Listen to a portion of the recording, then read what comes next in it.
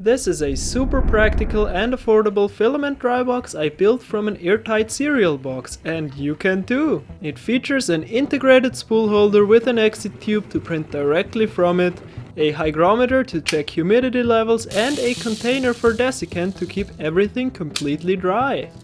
But what is this thing even good for?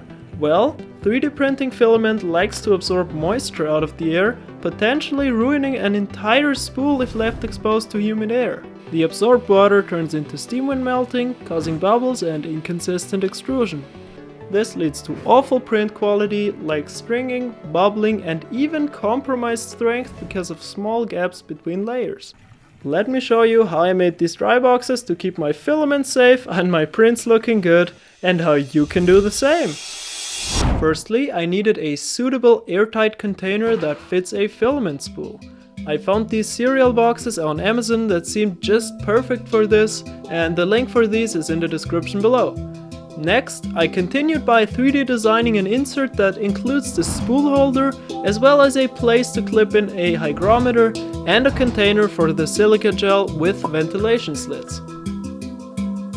Of course, you never get everything perfect on the first try, so I did go through a bunch of different prototypes, but one of the huge advantages of 3D printing is that it is super easy to iterate on designs and try a bunch of different things, so this was a really fun process.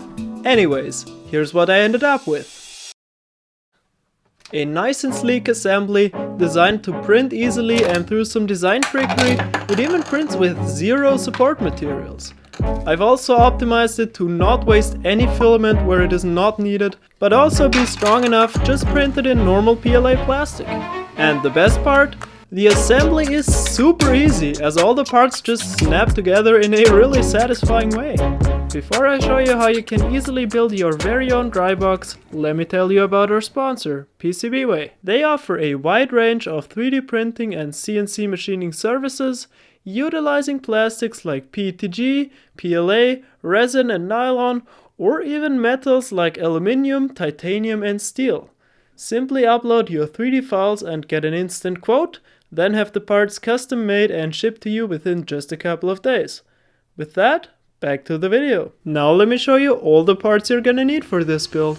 Alright, so here we have the cereal box, hygrometer to measure humidity, 4 608 bearings, a PTFE tube along with a threaded and sealed connector, some silica gel as desiccant to keep everything perfectly dry, and of course our 3D printed parts here. I'll put a component list with links to where you can buy all of this down in the description below, and I'll also offer all the non-printed parts here as a DIY build kit to make sourcing everything a lot easier for you. And even if you don't feel like doing any work at all for these, don't worry, I also have complete dry boxes to buy, fully assembled and ready to go. With that, let's start building. Firstly, we just take the 3D printed base and the hygrometer and click it into its mount. That's it, no screws needed. Now we take one of the rollers and slot the bearings into it.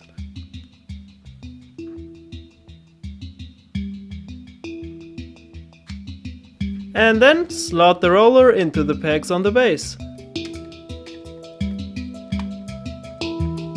Let's check if it spins freely. Perfect. Now the same thing again for the second one. It's as easy as that.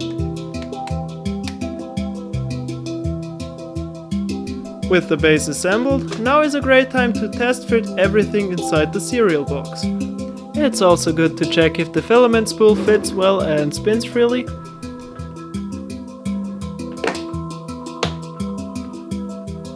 Alright, looks perfect to me. Now comes the only part of the build that can be slightly tricky, installing the PTFE tube connector. Take the slightly thinner side of the cereal box closer to the 3 grips and mark a centered spot about 5 cm from the bottom. This is where we'll drill the hole to thread into. Now I like to pre-drill with a smaller drill bit, 2 to 3 mm. Go slowly and don't apply too much pressure or the plastic could crack if you're not careful.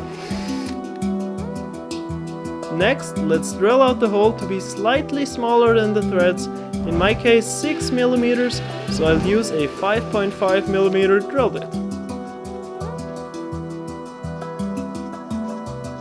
Alright, now just thread it in.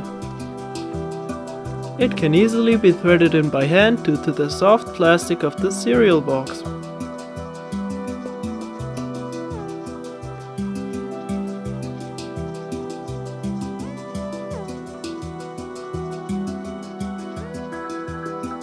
Now just insert the PTFE tube into the connector.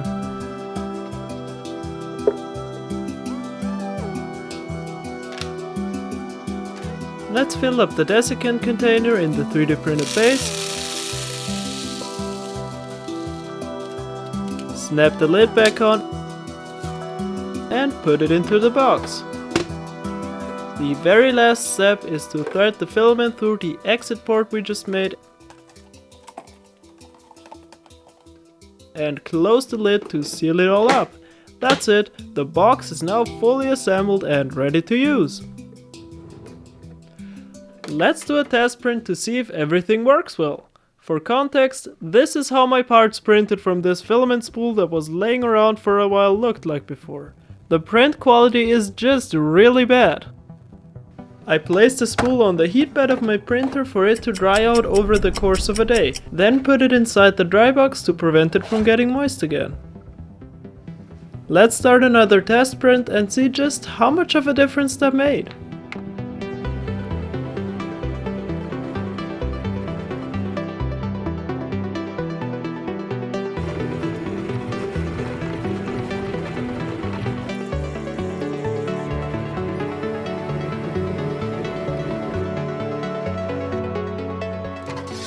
This time it came out way better with the exact same print settings from before. That just goes to show how important it is to keep your filament completely dry, especially if you don't want to deal with having to dry it out every time before printing. By the way, these parts we just made are actually for a high-speed 3D printed RC car I'm building, which I'm also gonna be making some videos about, so be sure to subscribe and let me know if you wanna see it rip. I ended up making a whole bunch more of these dry boxes along with a rack above my printer to put them on, and from now on I'll put all of my new filament into one of them directly after unboxing, so it just won't be able to absorb any moisture and cause any problems that way anymore. If you're interested in some of these for yourself, I've put links in the description of this video to where you can buy all the parts and download the 3D files needed for these. Or if you don't feel like building them yourself, you can even get them fully assembled and ready to go. If you have any questions, let me know down in the comments below. With that, thank you so much for watching, smash that like button, subscribe for more projects like this one, and happy printing!